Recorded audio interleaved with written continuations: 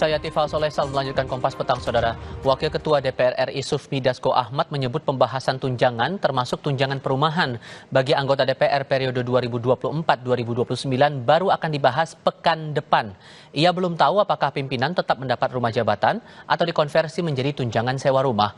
Menurut Dasko, pembahasan tunjangan bagi anggota DPR baru akan dibahas pekan depan karena DPR baru rampung memilih pimpinan. Ia juga belum tahu kejelasan soal rumah jabatan bagi pimpinan DPR. Yang pasti, Ketua Harian Partai Gerindra itu mengaku telah mengosongkan dan menyerahkan rumah dinasnya ke DPR sejak 30 September lalu. Nah, saya sampai hari ini juga belum menerima kabar tentang rumah dinas pimpinan. Karena rumah dinas pimpinan dan fasilitas yang lain kita sudah serah terimakan per 30 September.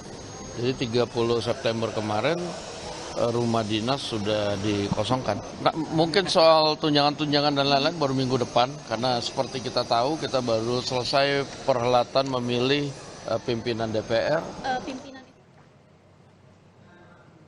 Keputusan pemberian tunjangan perumahan anggota DPR yang baru dinilai pengamat sebagai hal yang mengejutkan. Hal itu dinilai akan menyedot anggaran negara yang cukup besar. Selain itu, mekanisme pemberian tunjangan bagi anggota dewan yang merupakan suami istri pun dipertanyakan.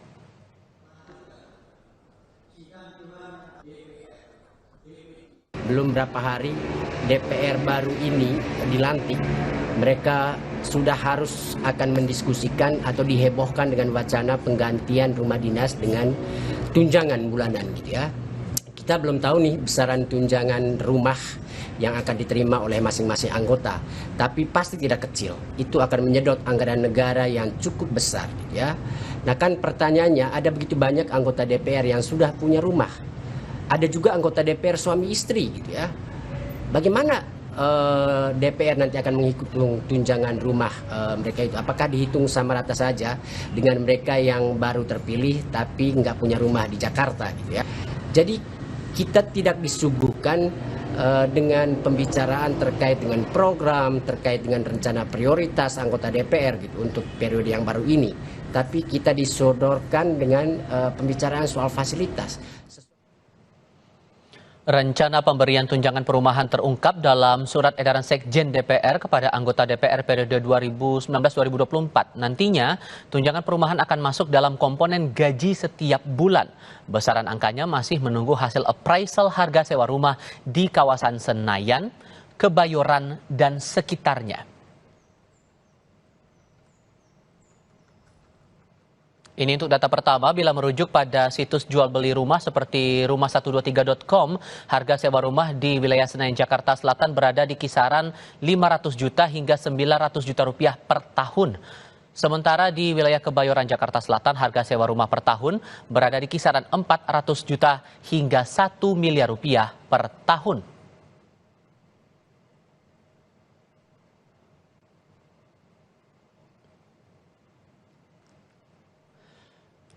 Sedangkan pada situs 99.co/id, harga sewa rumah di kawasan Senayan berkisar 500 juta hingga 1 miliar rupiah per tahun. Sementara Kebayoran, harga sewa terendahnya di kisaran 200 juta rupiah per tahun.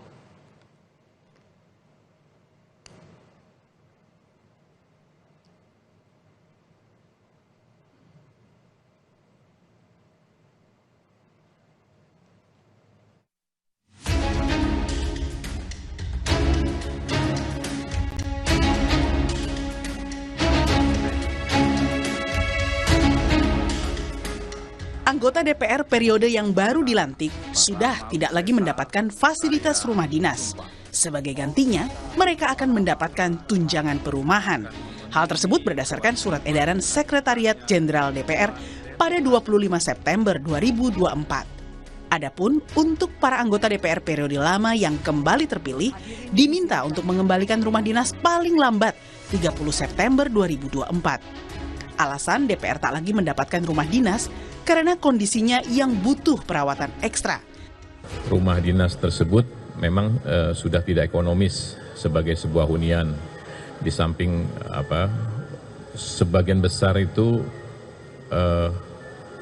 kondisinya cukup parah, tetapi secara ekonomis, memang rumah dinas tersebut kalau itu dipertahankan memang banyak sekali biaya pemeliharaan yang harus dikeluarkan untuk sebuah rumah yang layak dihuni gitu ya.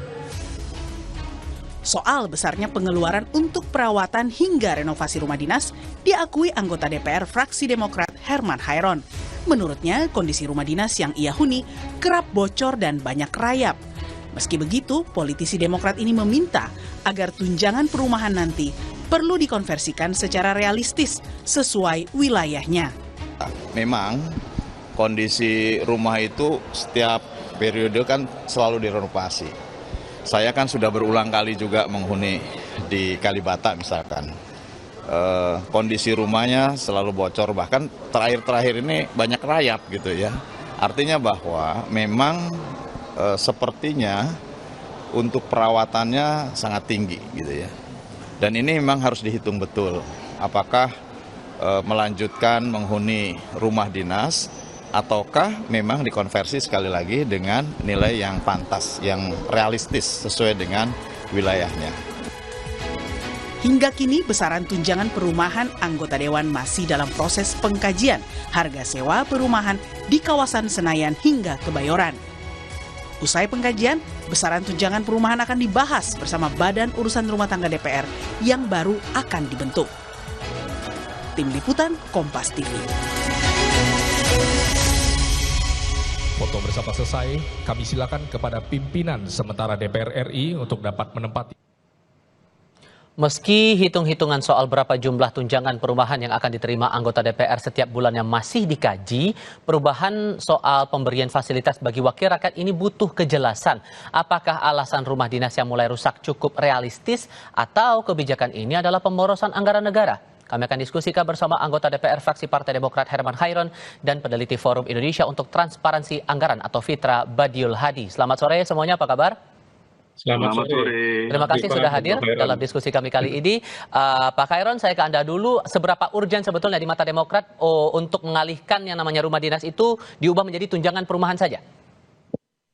Tentu sebagai anggota itu diserahkan kepada keputusan pimpinan dan kesekjenan. Karena kan kajiannya ada di sana. Berapa besar sih setiap periode atau setiap tahun dialokasikan untuk biaya perawatan? Betul memang kondisi rumah di Kalibata itu memang sudah harus mendapatkan perhatian khusus ya. Perhatian khusus apakah renovasi total atau dan lain sebagainya. Oleh karenanya ini yang harus dikaji ulang bahwa kalau memang perawatannya cukup mahal dan kemudian kan itu kan merawat bukan hanya merawat rumah tapi merawat jalan, merawat fasilitas umum, merawat fasilitas sosial, kemudian termasuk kebutuhan dasar, air minum, listrik, dan lain sebagainya. Nah, kalau kemudian kajiannya bahwa ini memang perlu dikonversi kepada biaya bulanan, ya tentu itu menjadi keputusan pimpinan dan kesekjenan. Oleh karenanya, ya kami berharap ya ada kajian yang komprehensif. Sehingga juga ini bisa diterangkan kepada publik secara gamblang. Oke. Jangan kemudian ada sesuatu hal yang tentu ini dipertimbangkan di DPR selalu menuai polemik. Ya. Disampaikan saja nanti secara gamblang, kesekjenan menghitung secara cermat, dan kemudian kalaupun dikonversi tentu disesuaikan dengan harga kesesuaian di wilayahnya. Kalau Kami dari pengalaman Anda pribadi saja, Pak Khairon, kalau untuk kerusakan yang dialami oleh unit Anda, tadi Anda bilang bahwa bocor, banyak rayap begitu ya, itu tanggungannya tanggungan Anda pribadi dan berapa besar itu sebetulnya untuk memperbaiki kerusakan-kerusakan itu? Menjadi tanggungannya kesekjenan gitu Oke. ya. Jadi kalau kami ada bocor, kalau kami ada rusak, kalau ada rayap, ya kami serahkan. Tetapi kan itu juga mengganggu kenyamanan terhadap hunian gitu ya. Dan itu bukan sebuah alasan yang menurut saya satu-satunya untuk bisa mengkonversi itu. Ya. Mungkin dihitung saja berapa sebetulnya biaya perawatan, biaya renovasi, biaya pemenuhan kebutuhan isi rumah dan lain sebagainya. Kan setiap periode juga itu harus diganti ya isi rumahnya itu karena memang ya itu standarnya gitu. Namun tentu ini harus melalui hitung-hitungan yang tepat, dan saya sih berharap ini tidak menjadi polemik dan silakan Kesekjenan menghitung dengan cermat dan disampaikan kepada publik gitu, Oke. supaya tidak menjadi perdebatan terus gitu. Nah, di mata Fitra, Mas Badiul, mana yang realistis? Apakah dengan menyiapkan hunian yang barangnya sudah jelas, rumah dinas kepada anggota DPR RI, atau diganti dengan tunjangan mengingat kerusakannya terus-terusan terjadi di rumah dinas itu? Ya, saya kira memang akan ada pilihan-pilihan ya yang harus diambil oleh Kesekjenan dalam posisi ini. Apakah misalnya tetap akan menggunakan rumah dinas itu atau menggantinya dengan tunjangan. Tetapi kalau informasi sementara yang kami dapatkan, misalnya tunjangan itu akan diberikan kepada anggota dewan, kecuali pimpinan, karena pimpinan kan sudah mendapatkan perumahan yang lebih baik ya dibandingkan dengan anggota yang lain, kira-kira kayak gitu, karena sesuai dengan tugas pokok fungsi yang masing-masing anggota. Nah, yang kedua saya kira memang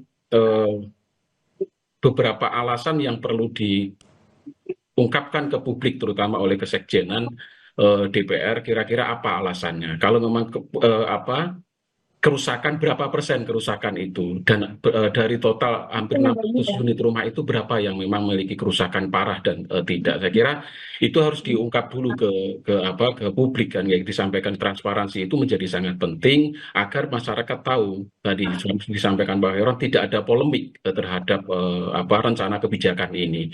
Yang selanjutnya kan kalau tidak salah dengar kan ini juga ada kaitannya dengan rencana IKN ya, pemindahan ke IKN ya Pak Heron ya. Nah, itu saya kira juga menjadi pertimbangan. Tetapi, kalau dilihat kan permintaan DPR kemarin agar kantor DPR dibangun di paling akhir lah, kira-kira kan begitu ya. Mesti nyaman ngantor di Jakarta kali Pak Heron ya. Oke. Nah, itu yang jadi pertimbangan. Kalau kemudian ini kok pertimbangannya soal ke IKN, saya kira ya paling tidak kan dalam waktu dekat. Artinya ya mengoptimalkan perumahan yang ada itu jauh lebih efisien dibandingkan dengan tadi hitung-hitungan sewa rumah di zona utama Senayan, zona utama Senayan, di Senayan sendiri maupun di Kebayoran yang rata-rata 500 juta per tahun. Kalau kemudian ini dihitung kan satu tahun sampai 290 miliar dikeluarkan. Dan kalau satu periode artinya 1,4 triliun. Oke, yang harus berarti dikeluarkan kalau oleh dengan PDN. appraisal yang masih dihitung sekarang, menurut Fitra bisa jadi tiap anggota bakal mendapatkan angka berapa untuk tunjangan ini, dengan tadi kita juga menampilkan ya kisaran harga untuk kediaman di wilayah Senayan dan Kebayoran serta sekitarnya itu. Ini kalau hitung-hitungan kita ya, misalnya karena ini nanti melekat di penghasilan DPR ya antara 50 ke atas lah kira-kira tunjangan perumahan itu per anggota dewan ya, hitung-hitungannya dengan tadi 500 ya, rata-rata 500 juta per tahun, kemudian dikonversi menjadi 12 bulan ya, dihitung menjadi 12 bulan kan sekitar 50 ke atas pendapatan yang dikeluarkan, yang didapat oleh anggota DPR dari tunjangan perumahan itu kan ya gitu. Benarkah Pak Khairon akan ada kisaran di atas 50 jutaan per bulan untuk tunjangan rumah itu yang sudah dibahas sejauh ini? Ya, sesuai informasi yang saya dapat, ini memang masih dalam pembahasan antara Kesekjenan dengan Kementerian Keuangan.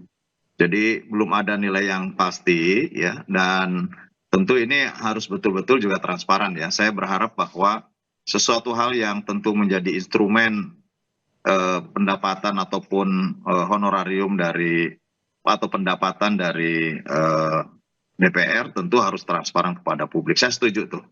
Nah, yang kedua, besarannya ya harus realistis saja lah ya, karena dan angka 50 juta itu realistis. Hak yang melekat dalam anggota gitu. Kalau besarannya 50 juta itu realistis tidak, Pak? Kenapa? Kalau besarannya 50 juta per bulan untuk tiap anggota, realistis tidak angka itu?